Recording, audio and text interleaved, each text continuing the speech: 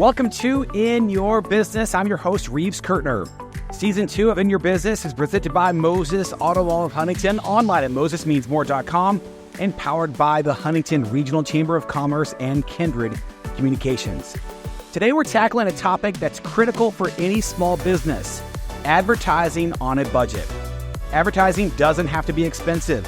Anyone can create a smart, cost-effective strategy with the right tools and knowledge. That's why I'm excited to have Amy Frasure, owner of Bullseye Total Media, back with us today. In this episode, Amy will share with us creative ways to reach your target audience, leverage affordable channels, and maximize every dollar you put into advertising. We'll even talk about free ways you can market and promote your business. So if you're ready to get more exposure for your business without breaking the bank, let's get in your business. Today, we want to talk about, again, advertising. I'm a small business, I'm a new business, or whatever it is, but advertising on a budget, maybe little or no budget. And let's start with, again, just that importance of advertising. I know you've said this before, but tell it again in your view. Why advertise? I think you have to advertise or you're irrelevant. I think we talked about this the last time. Yeah. When you have a good restaurant at a mill, you tell nobody. When you have a bad restaurant at a mill or a bad experience somewhere, you tell everyone. You make a Facebook post about it. The health department's coming in. You are furious. Yes. So I think not relying on the public to tell your story, and you drafting the verbiage and you telling your story and crafting it in a way that you want people to see it and the way that it really exists. So let's start with again. I'm that small restaurant. I mean, restaurant business is a tough. Yeah, probably the toughest business, especially right now. And we see so many come and go in the last 10 years as Bullseye's been around now.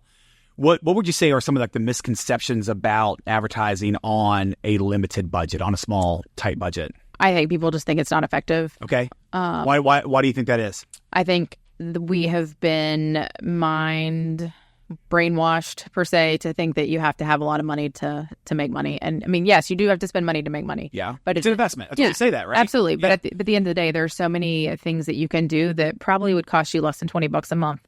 It would just take time or someone that knows what they're doing. Yeah. I wonder why that is on the brainwashing thing. I wonder why we think that we have to spend tens of thousands of dollars. And I think people truly think they relate everything to a Super Bowl commercial. Yeah. Like I asked somebody the other day, how much do you think it costs to run a Super Bowl commercial? And they're like, oh gosh, millions of dollars. And I was like, yeah, locally it's like 10 grand. Yeah. Which I think is a lot. That sounds like a lot of money. Yeah. Not saying I would do it. No, I got it. Saying. Yeah. I think there's just misconceptions based on national media. A lot of people don't even understand how broadcast works. And how you're truly not getting the ads that everybody else in the world are getting. That's true. Or local breaks. There are a lot of things in place to where it's just not how it works. Sure. Yep. So let's talk about some of those effective, low-cost advertising channels for small businesses. You mentioned $20 a month. I mean, what else? What is that, and what else is there? Yeah, so we work with a lot of nonprofits, and typically nonprofits don't have a ton of money because they are nonprofits and they're trying to do the good work. But our first thing is to sit down and just kind of have a strategy. Do you have a team in place? Or is this truly just you? Do you have 3 or 4 people that you can depend on? An active social media, you might not be able to design it the best. As much as I hate to say this, and my team will die if they hear this, that Canva's a thing. There is a way that you can make templates on Canva. It doesn't cost you much, but it looks more professional. There's a free version of Canva. There is a free version of Canva. And there's a ton of templates in place that you don't even really have to know what you're doing. Yep. You just have to be able to type your name. So I think utilizing a consistent, strong social media presence. Nobody wants to eat at a restaurant that posted in March, and the last time they posted before that was December, and then maybe November of last year. That's just consistency. Are they even open? Right. People even open automatically question it. Yeah. If you don't have a website, that is something that people question. More than anything, if you let your security certificate or something expire or your website's not updated, people immediately question your credibility, which I don't blame them. I would too. That's right. There's been a million times that I've chosen not to eat somewhere because I couldn't find their menu online. But I think at the end of the day is sitting down and having a strategy in place and talking to someone that understands what you can do. If you open a business as a restaurant, you're probably a chef. You probably have no clue about marketing. That's right. And I think at the end of the day, you got to trust the experts, and having those conversations don't cost money. So, you would come into us and you would say, I might have $250, $300 a month. What can I do? At the first, we would be like, are you making social media? Here are some templates that we can create for you relatively cheap that you can just plug in. Are you doing a digital newsletter? Are you collecting people's emails that come to your store or that come to your website or your social media? And then you can remarket to those people. Those subscriptions are usually, $15-20 a month. Right. And some are free to start out Absolutely. with, under like 100, right? 100 email addresses or something like that. And Some of those. you can preach to your own choir for cheap, for free almost. Right. Getting involved in like the chamber, getting out there and going to the lunch and learns, going to the after hours and like handing out little cards, 10% off. Yeah. I had a couple years ago, I had a friend that had a shoe store downtown. And she was like, I can't get men in here. And I'm like, pay a college kid, $10 to walk around and give out, little coupons to all the lawyers' offices around town. You have high price shoes. Right. They'll come in and buy it. Sure. Lo and behold, she sold a bunch of shoes because all she had to do was walk around and say, hey, did you know we were here? Here's 10% off. And at the end of the day, 10% is really not going to hurt you. No, God, no. So I think just being creative and thinking through the things that you can do that don't cost a lot of money. And then eventually, once you have built up your business and you have an extra $500 or $600, you can do some paid stuff, which will help you. But you don't have to. Advertising is not just paid media. Advertising is anything you do to get the name of your business out in front of people. That's right. You mentioned email marketing. Talk about some of those benefits and what a business can do with that, again, on a limited budget. Yeah, so we use email marketing a ton for several different clients, especially on the nonprofit side. If you're preaching your own choir, you can ask for donations every time you send an email out. You might hit someone on a day that they got a bonus, and you might get an extra $25, $30, $1,000 check from somebody without even trying. Yeah. Food places, you can send out specials. You can send out, buy one, get one lunch. Well, if I wasn't today, we went to Marshall Hall of Fame Cafe because it was 2 for Tuesday, strictly because we wanted 2 pastas. Yes. So I think putting your specials out in front of people, and not just any people, but people that have actually already been to your restaurant and are invested. What else? You can send. Well, and I'll ask menu updates. Something on email marketing too. A lot you mentioned like Marshall Cafe.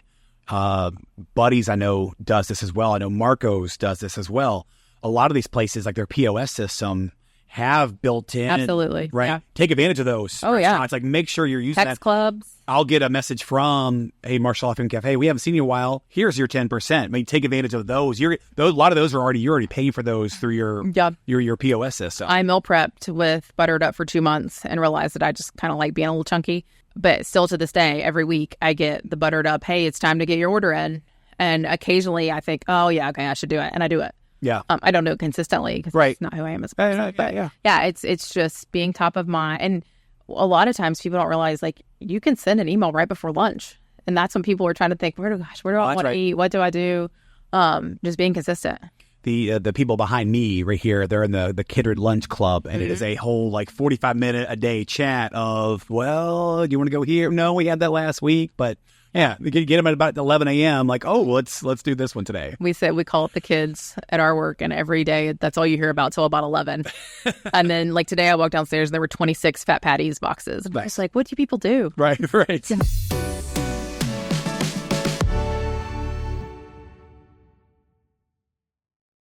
Talk about what local community events, sponsorships, how those can be kind of a benefit as well. Yeah, I think anything that can get your name out there, and not everything has to be a massive sponsorship. Like, I think you can join the chamber $500 a year. I mean, if you break that out monthly, that's hardly nothing. It's a couple Starbucks drinks. That's true. Through that, you get invites to the lunch and learns. That is a room full of 60 people. And I think they're free. And right? You get lunch. You get lunch. They're free, and you're like-minded people that can make decisions. And usually, you're in positions of power. That's right. And if they're eating lunch and they're in the business community, and you have a restaurant, it's a great place to be. That's right. Also, when you're a chamber member, like when they do their catering, they only choose caterers that are in the chamber. So that's also a nice perk. Their business after hours is great. I think they've all mostly been sold out lately. We are upwards of almost 200 people. Common goals, just networking events. Sure. Night Street Live, the Pullman concert series. I mean, you don't have to necessarily spend thousands of dollars to do that. I mean, they come to you and say, hey, this is what I got. Can I pass out flyers? Yeah. Chances are you're not going to turn anyone away. An event like that, too, any event where there's a built-in audience, if nobody knows that you're on 10th Street or whatever, and you go where there's an event and you can pass out your coupons, your bounce backs, do a giveaway, get their email address, whatever. But those are great. Getting those people that have never been to your store before. If they won't come to you, then you go to them. That's what I'm trying to say there too. And sweat equity. If you have the time and the energy, like I always say, Austin's they do not have $1 million marketing budget, but you wouldn't know it. They are everywhere. They're sponsored. And, maybe you don't have the financial means to sponsor, but you can sponsor with your product. Well, that's what I was going to say, too. I wrote down trade. Yeah. Trade your stuff, too, right? Trade ice cream or shirts or whatever. Best business decision I've ever made in the 10 years was trading out Austin's ice cream for our staff every day for a website. Yes. Truly, it was the greatest decision. I stand by it proudly. I love that you're talking about the old prepping to butter it up, and then you're talking about Austin's ice cream. We also do trade with the YMCA, but nobody uses that one as much. Right. Same thing here, too. Right? Yes. But I think that, Austin's is a really good example of they have a consistent social media presence. Yep. They are super involved. The pup cups go to the chamber, to the animal shelter. They raise money for this and that. They do scoops for hoops. They're out there in the community. It might not cost them money, but it costs them product, and they do a really good job. They make their product. So, the markup there it's a win-win for both people and both teams involved. But Austin does a really good job of their social media. Yeah. They're consistent on that. They make you feel like you're one of them when you're there, which I think is huge. We had them in a couple weeks ago, maybe last week. It's not out yet. Mm-hmm. Okay, it will be by the time this comes out. I'll add too. Well, let me back up. They're members of like an ice cream association, right? Like a trade show, and they'll go to the annual ice cream meeting once a year, like in Vegas or New Orleans or both or whatever. Some people have all the luck, right? Like going to Vegas for ice cream, and that's what I said. You all sell fun. That's what you all do. But the benefits that they talked about from that organization, all the ideas that they've got. Oh yeah. They do that fill your Stanley for $1 or whatever there was, right? Yep. Fill your Stanley type thing. Yes, that was a promotion to make money, but there's buzz around that, right? Stanleys are trendy. Yep. They're fun. They're cool. Every girl's got one, like my girls have like 8 of them. But little things like that, they got that idea from their association. Take advantage of those. March Madness, they did the Flavor Madness. Yes. And people get invested in it. Right. They don't win anything. Costs nothing. Yeah. And it costs, a little work a little sweat equity on their end. Yeah. You mentioned Canva. I hate Canva, for the record. You hate Canva, you hate Wix, which we mentioned before. Whew. But how can small businesses create their own marketing materials without professional help? Canva, Wix. Yeah, and to get started, it's not a bad thing. But once you do get some of that money to help, polish it up a little bit, it's not a bad idea. But Canva truly it makes it easy for anyone. It is so easy that eighth graders they thrive on it. Sure. And I would also say to utilize interns. Mount West, Marshall, OU, they all have really great internship programs, right? Where there are actual humans out there that are trying to learn marketing and trying to understand what marketing looks like. They need internships. Sure. Don't be afraid. As a small business, utilize them. We have interns all the time that truly help us.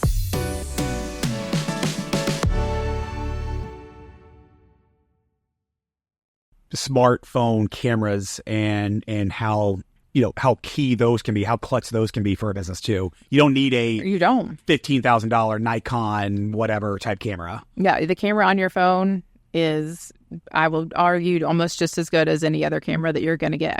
There's definitely a skill set involved when you actually have the money to spend and actually tell a story. Don't get me wrong. There is a market for quality video production.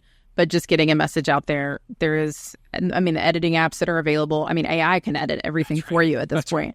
But yeah, there are so many things to do just on your smartphone. And one of the things that I always enjoy, even if you're on TikTok, if you're on Instagram Reels, is to actually deep dive in how people are using their cameras for advertising. So there's a lot of tips and tricks about turning your phones in different ways, setting, there's just a lot of different fun things that you can do with your phone to actually make the quality look even better. You mentioned AI. How can businesses use AI? How can small businesses use AI, ChatGPTs? Yeah, so I think AI is great, and where we're going, I wish AI would actually do some things like my taxes and things that I hate doing instead of like writing, which I enjoy. But I think that there's a place for AI and there's a place for ChatGPT, but I think you have to know how to use it. and not let it do all the work. So we have certain clients that will just chat GPT all of their captions, and then I'm like, oh my gosh, this looks like a robot wrote it. I can tell. And people immediately, at this point in the game, they've started just scanning over it. So I think it's great to prompt you, and it's great to get your mind working. But at the end of the day, people want to know your words. They want to know what you're saying. That's right. So I think just actually once you've utilized some of those sources, just kind of cultivating a little bit more in your own words. So we talked a lot about social media. What social media medium? I don't know which one should I be on? Which one should my business be on? 10, 12, 15 years ago, it was only Facebook. Right. Now it's everything. And now there's stuff that comes and goes, right? Which one do I need to be on? I think it kind of depends on your target demo. Okay. So if it's an older demo, it's probably still going to be Facebook. Okay. If it's a younger demo, you've got to be on TikTok, your Instagram. What's the Snapchat? Oh, I hate Snapchat. Yeah, it's very relevant. That's how a lot of kids communicate. Yep. But I think at the end of the day, what we tell people is don't do all of them if you can't do them. If you feel like you can do Facebook and do it effectively, start with that. That's right. Facebook and Instagram really meet in the middle really well. So whatever you put on Facebook can typically go to Instagram without any problem. Right.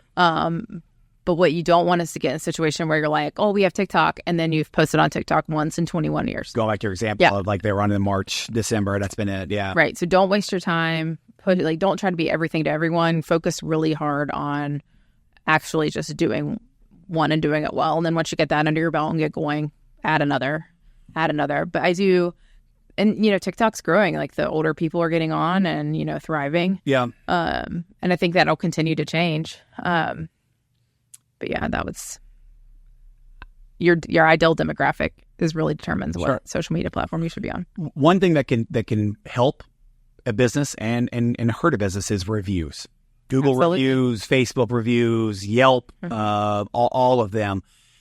How can I, Mr. Small Business, like you just said, people will they'll never brag about their good experience, but they'll be more than happy to give you a bad review. How can I control that?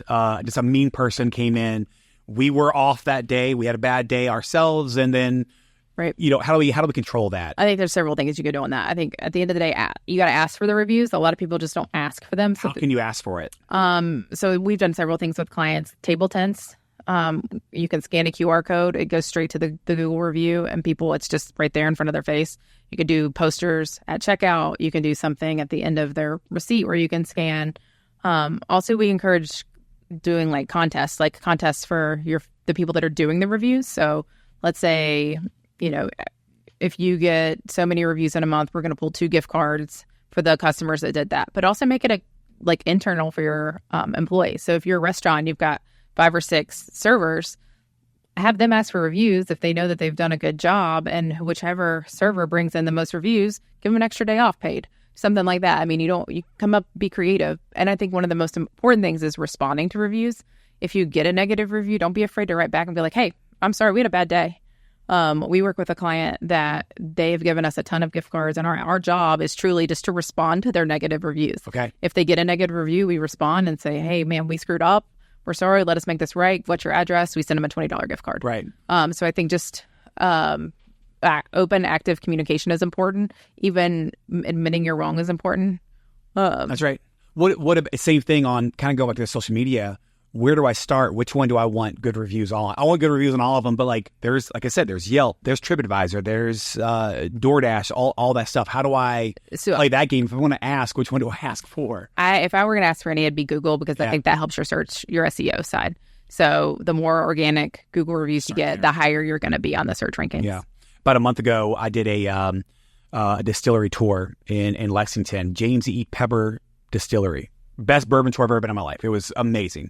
At the end of it, though, the tour guide, they had the table tents, and then he did a little speech. If you enjoyed our tour and whatever, please QR code, scan the QR code and leaves a review. And his TripAdvisor is what the game that they were playing, which kind of makes sense, right? Touristy and destination and all that kind of stuff too. Well, and I think as consumers, we are the first to complain, oh, that restaurant closed. Don't take the time to do a Google review. It truly takes you a minute, minute and a half. You don't have to put a really detailed paragraph. Just put, had a great experience, 5 stars. So I think it's always smart to encourage. And if you just have friends that own businesses, Google review them. Yeah. It's important. Well, it's another brings up another good point. Is again, as we're talking about, how small businesses or businesses on a tight budget, how they can market, how they can advertise. That's another one. Ask for help. Yeah.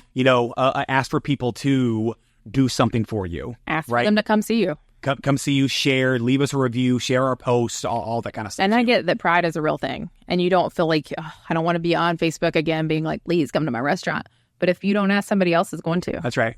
And they're going to pay to ask somebody to. They're going to pay to ask them to come in there. Again, when we're talking about planning the advertising strategy on a limited budget, what are some of the first steps that a business should take? We mentioned the website. Anything else on there? Make sure you have a website. Sounds like that's a good first place. Have a website, have social media, have consistent social media. Establish what you truly want the customer to do. I think a lot of times people don't really know what they want the customer to do. Do you want them to call? Do you want them to write in?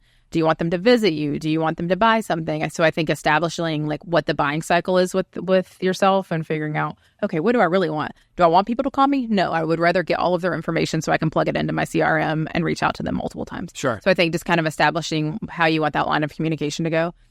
And then busting your butt. Like you're in business for a reason. You had the balls to do this. Get out there and do it. Yeah. You got to work it. And I was like, I always laugh. Like people ask me all the time, did you ever think Bullseye would be this successful? And I always like, no. For the first 2 years, I sat behind a phone and just called everyone and their brother and begged them to trust me. Begged them.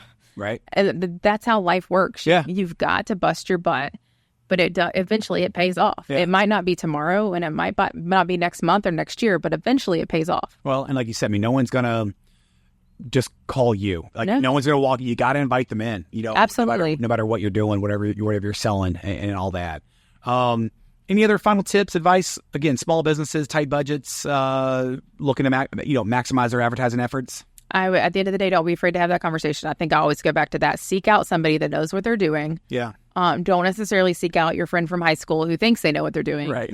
Seek out somebody that actually has some experience, and it doesn't cost any money to just call and be like, help me with some strategy. Like, I'm just like you. I'm a local business. I'm trying to figure out what's best for me and how I can get customers in the door. No one's going to turn you away. Right. People in this town want you to be successful. If you're successful, we're all successful. And that's our episode. Thanks for listening. If you enjoyed this podcast, please like, subscribe, share, and even leave us a 5-star review. We always appreciate that. Season 2 of In Your Business is presented by Moses Auto Mall of Huntington. Online at mosesmeansmore.com and powered by the Huntington Regional Chamber of Commerce and Kindred Communications.